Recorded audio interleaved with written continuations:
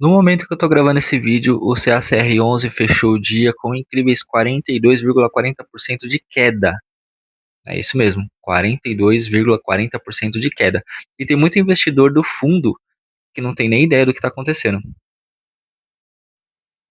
Eu suponho que se você está aqui, é porque você é investidor desse fundo e está querendo pelo menos ter um norte e saber, entender o que está de fato rolando com ele. Eu fiz um post mais cedo no Instagram, no TikTok e até aqui no YouTube também, quando a queda ainda era só de 34%. E esse post gerou alguns comentários, que eu vou deixar aqui em algum lugar.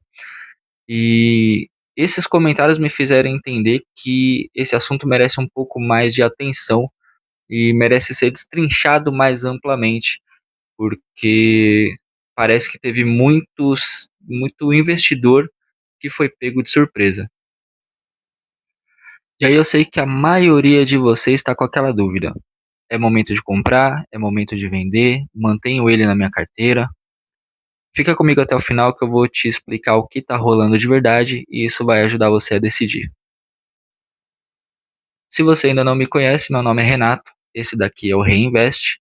E se nesse vídeo surgir alguma informação que de fato te ajude, considera então no final do vídeo se inscrever no canal, deixar o like, compartilhar com seus amigos e me seguir nas redes sociais que vão ficar fixadas aqui no primeiro comentário, tá? Mas bora lá falar do que interessa, vamos falar dessa pancada que o CACR tomou hoje no mercado e entender de fato o que aconteceu. Para contextualizar, o CACR11 é um fundo de papel que existe desde 2020, então ele tem bastante tempo de mercado.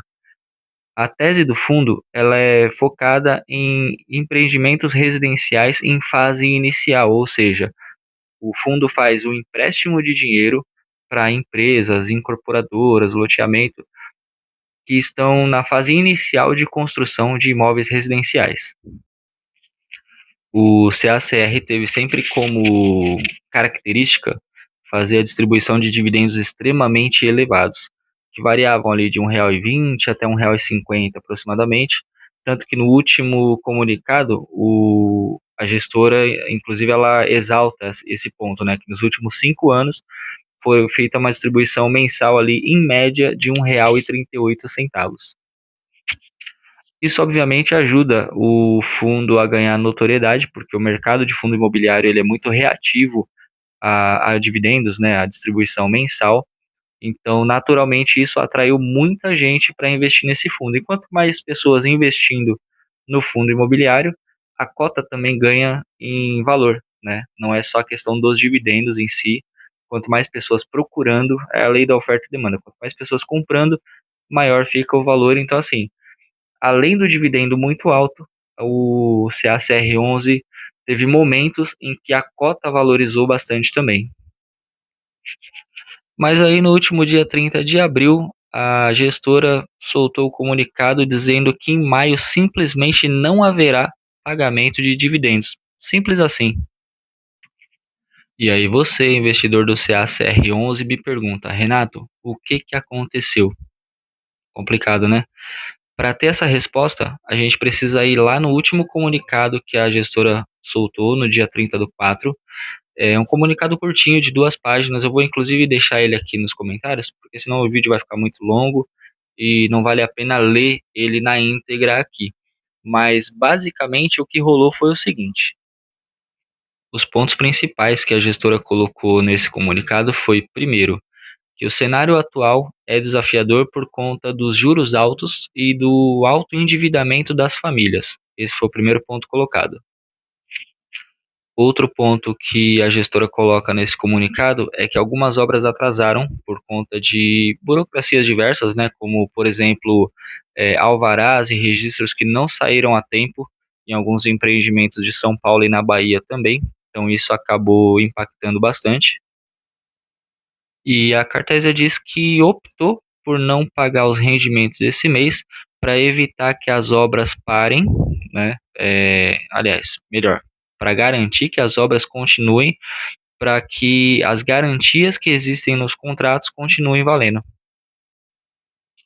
Tem um trecho no comunicado que diz que o fundo deu lucro, inclusive eles colocam o valor de R$ 1,24, né, que é um lucro contábil, vale a pena frisar, de R$ 1,24, mas a gestora optou por não pagar esse valor porque eles preferiram fazer uma espécie de reserva de emergência utilizando esse valor e aí não fez a distribuição do valor para os cotistas. Aí, como eu mencionei anteriormente, tem um trecho em que eles falam, eles reforçam, né, que o fundo vem pagando aí há 5 anos uma média de R$ 1,38 por cota.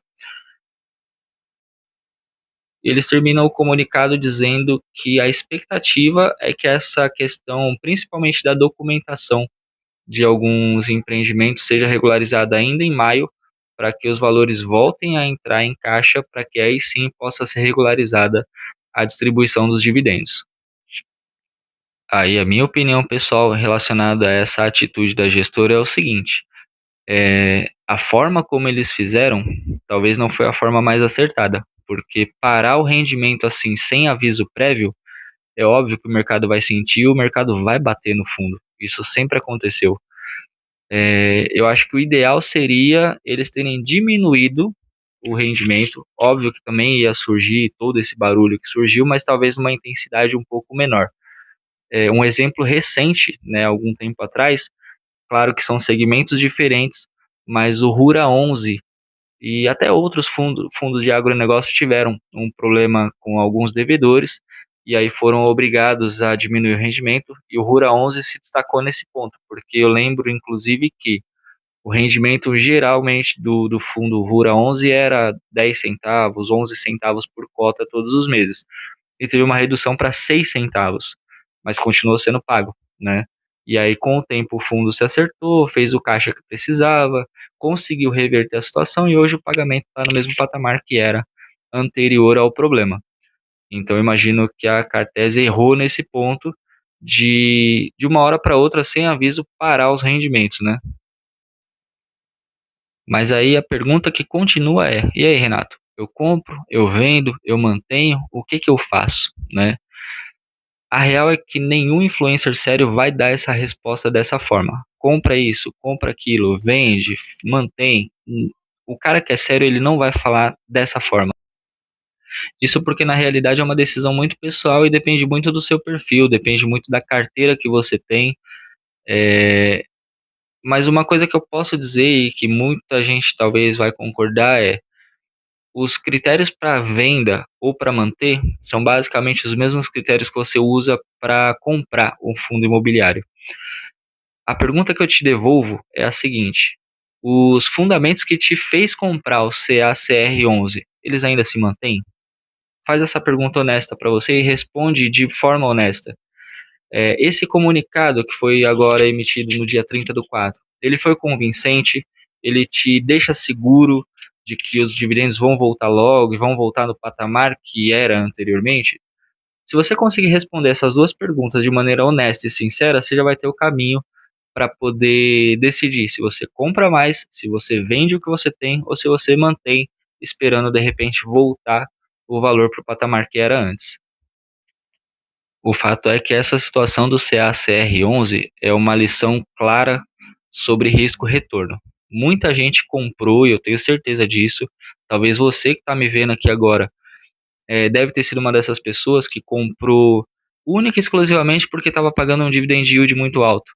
A gente teve casos recentes também, não tão recentes, mas uns 4, 5 anos atrás, do HCTR11, do TORD11, que são fundos que estavam pagando um dividend yield muito alto, mas que tinha um risco embutido que muita gente não olhou, só porque estava olhando rendimento muito alto.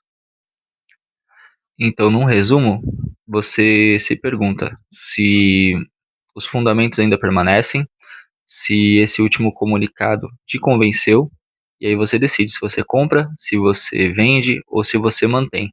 E claro, me segue aqui, porque todos os dias tem conteúdo para você não investir no escuro. Me segue também nas redes sociais que estão aqui fixadas aqui embaixo.